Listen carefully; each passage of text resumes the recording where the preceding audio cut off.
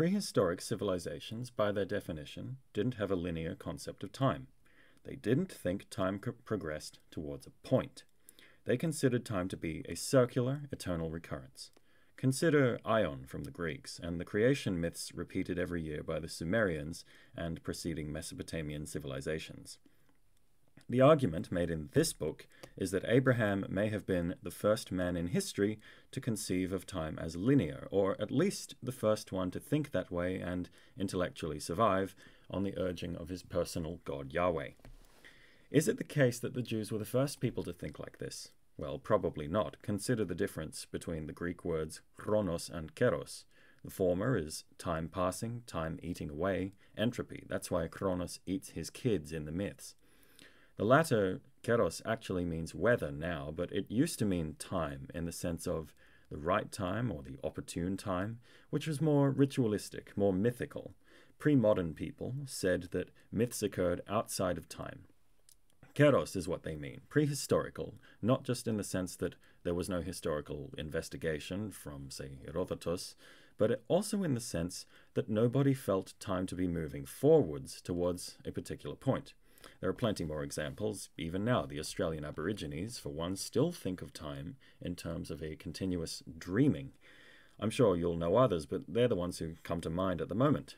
My point is that the ancients probably understood themselves to have just come out of the eternal recurrence and sort of having been thrust into history when the myths happened, into their Bronze Age or post-Garden of Eden or whatever.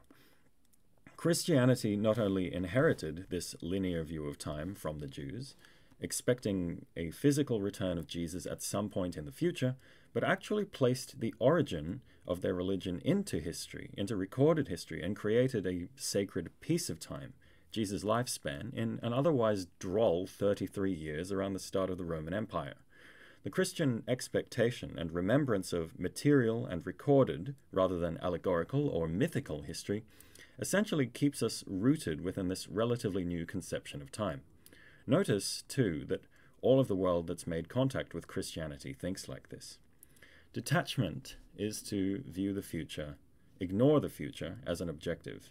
We always anticipate something, but when it arrives, it's disappointing because it's arrived. It's a universal desire, to use a childish metaphor you might be familiar with, to want a continual state of just beginning to open a gift.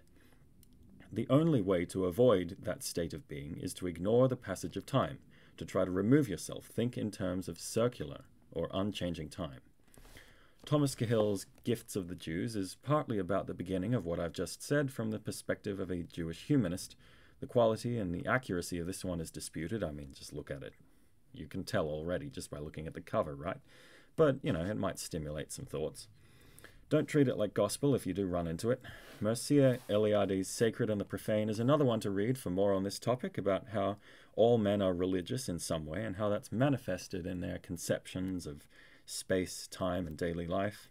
Simone Weil touches on these same ideas in her essays Mysticism of Work and Renunciation of Time, and she writes disparagingly of those same concepts and other ideas in her essay Israel.